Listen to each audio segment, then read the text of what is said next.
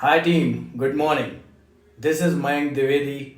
Today we are going to discuss what are the basics of effective communication. So let's go ahead. Before going to understand what are the basics of communication, we need to understand what communication is.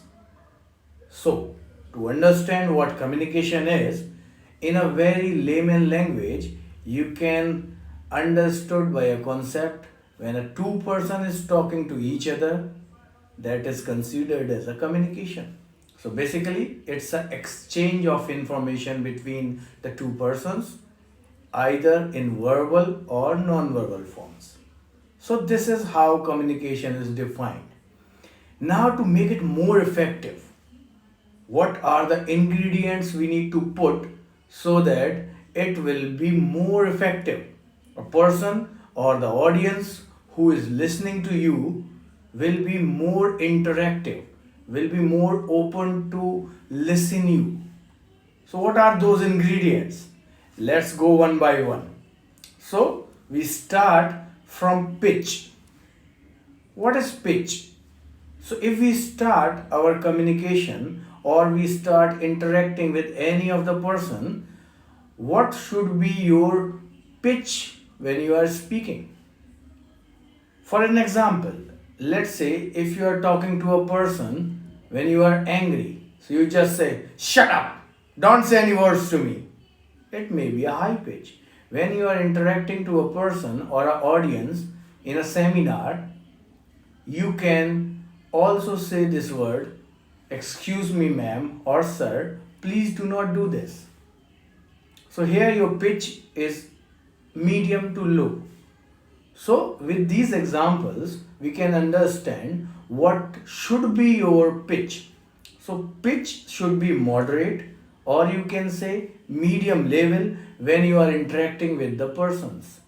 It will make other person also comfortable so that he can also express his views.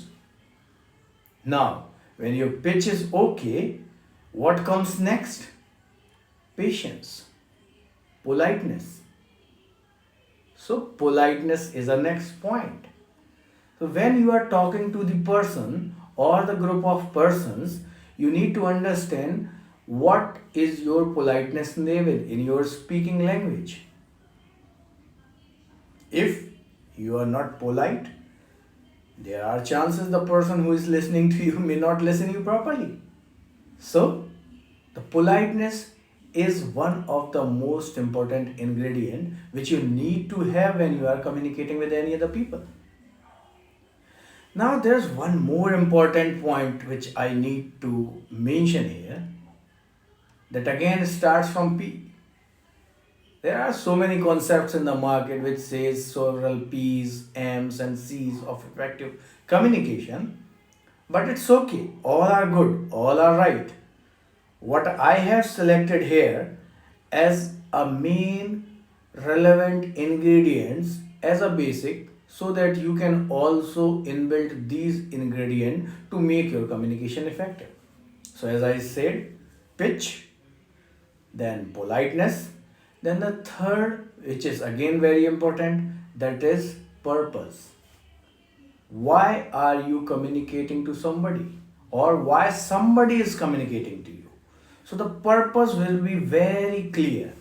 For example, if you need a pen from your colleague to write something, and you start the communication by saying, "Hi bro, how are you? Where you have been so many years? What you were doing in the past 1 year?"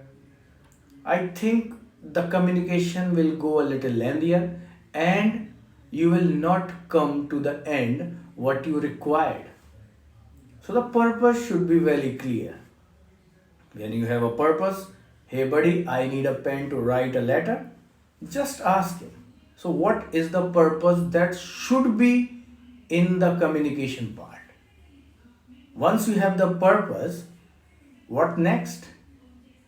Let's say if you are interacting with a group of people and you want to check whether they are listening to you properly, are they giving attention to your speech, what you will do? Take some pause.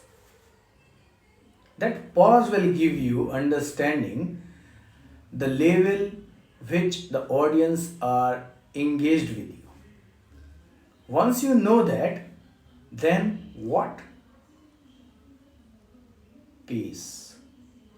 So you have to work on your pace as well. There are so many different personalities who will communicate in any language. They may have a different pace. For example, a person who is having a personality to talk a little faster, then it may be a little bit difficult to the audience or the people to understand him clearly. For example, if I say something, hi Ramesh, how are you? What are you doing nowadays? It is okay. But if you do in a little slow pace, hi Ramesh, how are you? What are you doing nowadays? It will be more clear to the person. And then he also can give you a reply in a very proper manner. Then, what is the most important ingredient now? So, I will start this line before coming to the point that sometimes there is a myth that communication in India is generally called a person who is speaking English in a very fluent way. That is considered as a good communication. Yes, that may be a little bit true. But what is the right aspect? You should have a correct pronunciation. Whether it's Hindi, English, Odia, Telugu, Tamil, Punjabi, Sindhi, Malayalam, Kannada, English, French, Dutch, Irish, any of the language. So pronunciation is something which you need to understand very clear. If you cannot pronounce a word in a very clear way, that may change the meaning of that whole word. For example, there is a word mortar and there's a word mortar. So there's a very slight differentiation in the pronunciation. But if you are not speaking it right, it may change the whole meaning of a sentence.